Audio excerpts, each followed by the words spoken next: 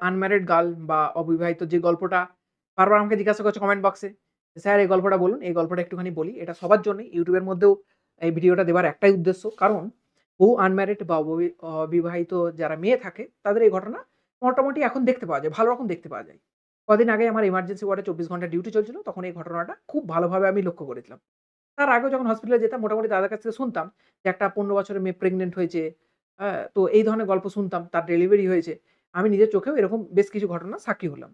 তো ২ টো মেয়ের ঘটনা আমার ডিউটি কালে আমি দেখেছি।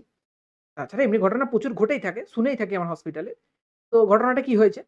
না, রাত্রিবেলায় মোটামুটি সন্ধ্যা থেকে শুরু করে গোটা রাত পর্যন্ত এই ভিডিওটা দেখে আবার কেউ যেন হসপিটাল যাওয়া বন্ধ করে দিও না। আমি জাস্ট অ্যাজ এ মেসেজ এই ভিডিওটা দেওয়ার চেষ্টা করছি। তো ওই সময় পেটে মহিলাদের অসহ্য যন্ত্রণা হয় এবং স্বাভাবিকভাবে যন্ত্রণা বিভিন্ন কারণে হতে পারে। কারো আ কোনো এমন খাবার খেয়ে নিয়েছে যে ডাইজেস্ট হয়নি তার কারণে পেটে যন্ত্রণা হতে পারে। কারো বিভিন্ন কারণবশত হতে পারে। One of the most important একটা কারণ কি হয় না একটা মহিলা প্রেগন্যান্ট হলে তার পেটে ব্যথা ওঠে। তো মোটামুটি ১ মাস, ১.৫ মাস, ২ মাসের মধ্যে পেটে যে ব্যথাটা সেটা বেশি উঠে থাকে। তো একটা মহিলা যখনই আসে আমাদের ওয়ার্ডে, সে বিবাহিত হোক, অবিবাহিত হোক, তার বয়স যদি মোটামুটি ১৩ বছর থেকে ৫০ বছর থাকে, তাকে আমরা একটা বিশেষ ধরনের টেস্ট করাই। এই টেস্টটার একটা কিট পাওয়া যায়। তার নাম হচ্ছে ইউপিটি, ইউনিক প্রেগন্যান্সি টেস্ট। অর্থাৎ ইউরিনে টেস্ট করলে প্রেগন্যান্ট আছে নাকি মহিলাটা বোঝা যায়। তো সবথেকে ১ম যখনই একটা মহিলা আমার কাছে আসতো, তখনই আমি এই গাইডলাইনটা মানতাম। অর্থাৎ একটা মহিলাকে বলতাম মানে বাড়ির যে লোক আছে তাকে বলতাম যে, "একটা এই কিট কিনে নিয়ে আসো বাইরে থেকে। এই কিটটা কিনে নিয়ে আসার পর এটা বাথরুমে নিয়ে গিয়ে টেস্ট করিয়ে নাও।" এবং মা যদি আসতো আমি মাকে বলতাম যে, "আপনি দাঁড়িয়ে থেকে এই টেস্টটা করাবেন।" দাঁড়িয়ে থেকে মানে কি তার ইউরিন নিয়ে চেষ্টা করবেন যে আপনি নিজে যেন টেস্টটা করেন। কারণ বহু মেয়ের এটা দেখতে পেয়েছি যে বাথরুমে গিয়ে যেখানটায় একটা মানে এরকম না একটা জায়গা আছে। এরকম ধরো এটা ইউরিন প্রেগন্যান্সি কিট এরকম ৪ চৌকো। এরকম একটা গোল জায়গা আছে। আর এখানে একটা এরকম দেখার মতো জায়গা আছে। এখানে মার্কিং ওঠে। ২ টো লাইন উঠে যাওয়া মানে প্রেগন্যান্ট, একটা থাকা মানে নেগেটিভ। এই জায়গাটায় কি হয়? এই ড্রপার থাকে ওর মাধ্যমে ইউরিন এখানে দিতে হয়। দিলে কিছুক্ষণ পর এখানে রেজাল্ট দেখিয়ে দেয়। এবার রেজাল্টটা কোন জিনিসের উপর ভিত্তি করে দেখায়? একটা বিশেষ ধরনের আ হরমোন আছে তার নাম হচ্ছে HCG। ঠিক আছে? Human chorionic gonadotropin hormone. ওই হরমোনটার প্রভাবে এখানে হয়। ওই HCG হরমোনটা কাদের দেখা যায়? যদি কোন মহিলা প্রেগন্যান্ট হয়, একমাত্র তার বডিতে HCG টা তৈরি হয়। নরমালি কারো বডিতে তৈরি জেনারেলি হয় না। বিভিন্ন কেসের ক্ষেত্রে তৈরি হতেও পারে। কিন্তু জেনারেলি একটা মহিলা প্রেগন্যান্ট হলে তার ক্ষেত্রে আমরা দেখতে পাই। কতদিন পর দেখতে পাই? এই যে তোমাদেরকে পড়াচ্ছিলাম মাত্র ডিম্বাণু নিষেক। তো শুক্রাণু এসে ডিম্বাণুকে যদি নিষেক ঘটায় এবং মোটামুটি টাইম ধরতে পারো ১০ দিন ১২ দিন পর থেকে তার HCG হরমোন তৈরি হতে চালু করে। কারণ প্লাসেন্টা তৈরির সঙ্গে HCG র একটা রিলেশন আছে। যেটা তোমাদেরকে আমি পরবর্তীতে এমনিতেই পড়াবো। তো এই যে HCG হরমোনটা আসে এসে প্রেগন্যান্সি হচ্ছে আছে কিনা বোঝা যায়। তো ওই জিনিসটার গল্প বলতে আমি এটাই বলছিলাম যে বহু মহিলা আছে যারা অবিবাহিত। তাদের পেটে ব্যথা হচ্ছে, ওষুধ দিলাম কমলো না। HCG টেস্ট করে দেখলাম প্রেগন্যান্ট। বুঝতে পেরেছ? তাদের মায়েরা বিভিন্ন জিনিস বলে যখন এই টেস্টটা করতে যাই। "স্যার আমার মেয়ের তো এখনো বিয়ে হয়নি। আপনি কেন এটা টেস্ট করতে দিচ্ছেন? এটা তো স্যার করার কোনো মানেই হয় না। আমি স্যার পূর্ণ বিশ্বাস রাখি। আমার মেয়ে এ ধরনের কোনো ঘটনা করতেই পারে না।"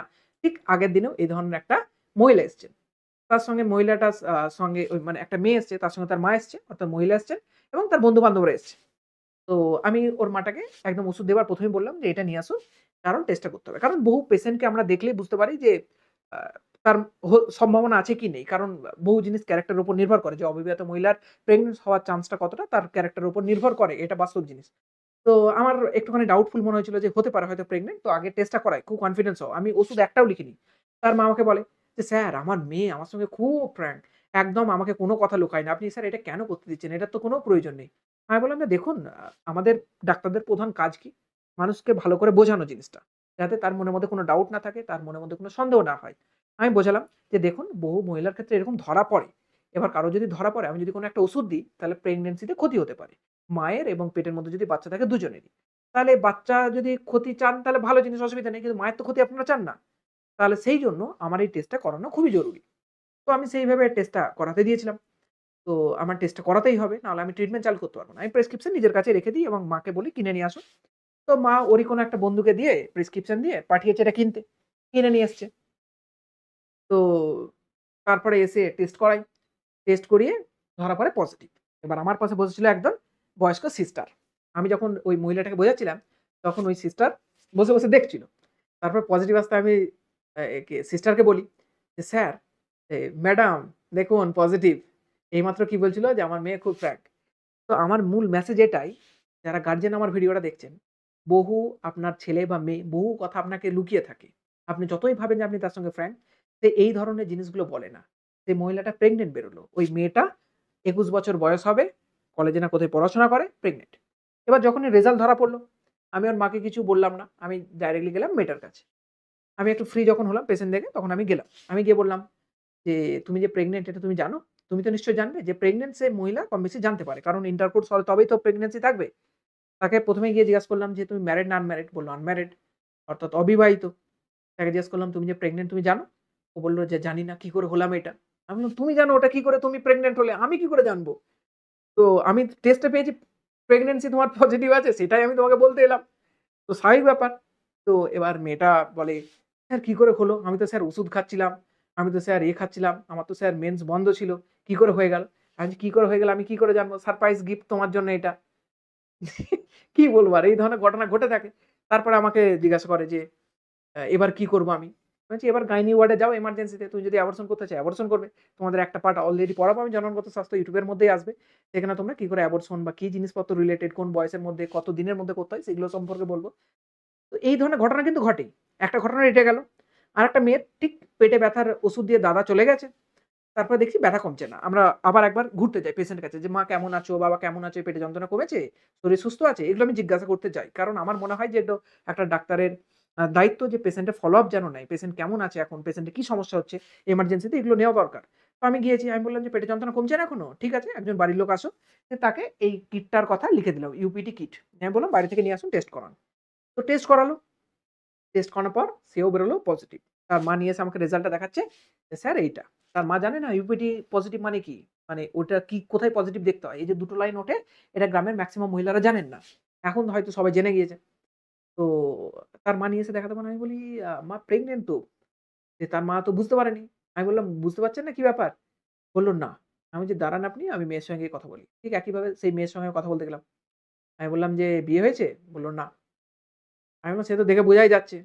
তাহলে তুমি এমন ঘটনা ঘটিয়েছো, এখন তো তুমি প্রেগন্যান্ট। কি করবে এখন তুমি?" সে বলে সে অবাক। আমি বলি যে, "দেখো, অবিবাহিত মহিলা, আনম্যারিড যারা সেক্স ইন্টারকোর্স করে থাকে, বাড়িতে জানে না। তাদের অবশ্যই প্রোটেকশন নেওয়া অবশ্যই উচিত। সেই কারণেই তো ক্লাস 12 এ জননগত স্বাস্থ্য চ্যাপ্টার দেবার মানে কি? এই যে তোমাদের সঙ্গে আমি এগুলো ডিসকাস করছি কেন? এগুলো সিলেবাসের মধ্যে রয়েছে। ভারত সরকার দ্বারা এগুলো সেক্স এডুকেশন এর একটা অংশ। এগুলো মানুষকে জানতে হবে, মানুষকে জানাতে হবে। যাতে এই ঘটনাগুলো ভবিষ্যতে না ঘটে। যে ঘটনাগুলো আমি তোমাদেরকে বললাম এগুলো যাতে না ঘটে। এই সমস্ত জিনিসে বেরিয়ার মেথড, কন্ডোম ইউস করা হয়, বিনোদনে পিল ইউস করা হয়। তো এগুলো হচ্ছে সহজ মেথড। এগুলো করলে তো এই প্রেগন্যান্সি বিষয়গুলো আসে না। তারপর তো কমপ্লিকেশন অনেক বেশি অ্যাবরশন করানোর জন্য। তো সেইজন্য আমি তাকে বললাম যে, "তোমার বাড়িতে সবাই জানে?" মেয়েটার উত্তর শুনে আমি অবাক। বলছে, "হ্যাঁ, সবাই জানে।" আমি, "তাহলে তুমি এখানে কি করতে এসেছো? তুমি প্রেগন্যান্সি যদি থাকে তুমি প্রেগন্যান্সির হয় তাকে আগে বাড়াও, নাহলে তোমার যদি না ইচ্ছা যে তুমি অ্যাবরশন করাও।" দিয়ে বলছে, "বাড়িতে জানে যে আমার একটা বয়ফ্রেন্ড আছে, প্রেগন্যান্ট কিনা এটা জানতো না।" আমি বলছি, "সেটাই বলো। এবার তুমি বাড়িতে বলবে না আমি বলব?" সে তো চুপচাপ বলছে, "আপনিই বলে দিন।" আমি বাড়িতে গিয়ে ওর মাকে বললাম। ওর মা আর দাদা এসেছিল। আমি আগেই বললাম যে, "মা, মেয়ে তো প্রেগন্যান্ট। এবার যদি অ্যাবরশন করাতে চান তাহলে গাইনি ওয়ার্ডে নিয়ে যান। এমার্জেন্সি সেখানে গিয়ে অ্যাবরশন হয়।" তার ভাইটা এবার আমাকে এসে জিজ্ঞাসা করে, "কি হয়েছে কেসটা?" আমি বললাম, "কেসটা কি হয়েছে মানে ও প্রেগন্যান্ট। এটা হচ্ছে কেস।" ওর দাদার তো রেগে চোখ লাল। মানে মারবে, মারবে এরকম ভাব। আমি ওর দাদাকে বললাম যে, "শান্ত হও। এরকম ঘটনা অনেক ঘটে। তো টেনশন এর কিছু নেই। গাইনি ওয়ার্ডে নিয়ে যাও, অ্যাবরশন করাও।" কারণ ওই মুহূর্তে পেশেন্টকে anxiety লেভেল সবকিছুই একটুখানি কন্ট্রোল করতে হয়। নাহলে তার ভবিষ্যতে কি হয়ে যাবে কোন ঠিক ঠিকানা আছে? টেনশনে প্যানিক অ্যাটাক হয়ে যেতে পারে। আরো সমস্যা কিছু হয়ে যেতে কমপ্লিকেটেড। সেজন্য বাড়ির লোককে ভালো করে বুঝিয়ে আমি বললাম যে, "নিয়ে যাও। এরকম ঘটনা বহুজনের সঙ্গেই ঘটে। তোমরা নিয়ে গিয়ে এটাকে অ্যাবরশন করে দিবে। যদি না চাও তো কোন সমস্যা সেরকমভাবে হবে না। এখন তো সবে ১-১.৫ মাস হয়েছে। সমস্যার কিছু নেই।" তো এই ধরনের ঘটনা প্রচুর ঘটে। তো তোমরা যারা এই বয়সে রয়েছো, যারা স্কুল ডেজ এ আছো, এখন স্কুল ডেজ এর বহু ছেলেমেয়ের এই ঘটনা আমি নিজের চোখে দেখে বললাম তোমাকে। তোমাদের মধ্যেও বহুজনের ঘটতে পারে। একটা ১৫ বছরের মেয়ের প্রেগন্যান্সির ঘটনা তোমাদেরকে আগেও শুনিয়েছিলাম। সেটা নিয়ে আমি অন্য কোনো দিন গল্প করব। তোমরা কিন্তু অবশ্যই সাবধান থাকবে। এই ধরনের ঘটনা ঘটাতে যাবে না। ঘটাতে গেলেই কিন্তু বিপদ। ঠিক আছে? এমন বিপদ হয়ে যাবে, লোক লজ্জায় পড়ে যাবে। বাবা-মার মুখে চুনকালি পড়ে যাবে। খুব খারাপ লজ্জা লাগবে না? তোমার যদি মনে হয় যে আমি বাচ্চা নেবো তাহলে বিয়ে করে নাও। বিয়ে করে বাচ্চা নাও তুমি। অসুবিধা তো কিছু নেই। বহু মেয়েকে আমি সাবধান করব যে কোন ছেলের প্রলোভনে পড়বে না এরকম। ছেলের তো কিছু সমস্যা নেই। সে তোমাকে প্রেগন্যান্ট করে দিয়ে পালিয়ে যাবে। সমস্যা তোমার, তোমার পরিবারের সবার মুখ খারাপ হবে। ওরা সমাজের লোক একদিন না একদিন জেনেই যাবে যে তোমার অ্যাবরশন করানো হয়েছে। এই ছেলের দ্বারা প্রেগন্যান্ট হয়ে গেছে। কত খারাপ লাগবে বলো তো বাবা-মার? এত কষ্ট করে তোমাদেরকে মানুষ করছে। তো সুতরাং এই ধরনের বিষয়গুলোতে একদম জড়িও না, কোনোভাবেই জড়িও না। ছেলে-মেয়ে সবাইকে সাবধান করছি, বাবা-মার মান-সম্মান রেখো। এই জিনিসগুলো করতে যেও না। যদি মনে হয় যে করব, তাহলে জন্মগত চ্যাপ্টার পড়াবো। সেখানে জন্মগত কি করে মানে প্রতিরোধ করা যায় সেগুলো নিয়ে আলোচনা হবে। সেগুলো দেখে নিবে। কারণ আমার বলাতে তো আর তোমরা রক্ষা পাবে না। এখনকার যুগই এমন। তো যেটা পড়াবো মিনিমাম সেটা মিনিমাম দেখো এবং প্রোটেকশন অবশ্যই যেন রাখো। এটা আমি প্রমোট করছি না। Just for your kind information. তোমরা যাতে রক্ষা পাও, তোমরা যাতে ভালো থাকো। সেইজন্য as a teacher, as a doctor just as a information দিলাম। ঠিক আছে? চলো আজকের ক্লাস এখানেই শেষ। ধন্যবাদ সবাইকে।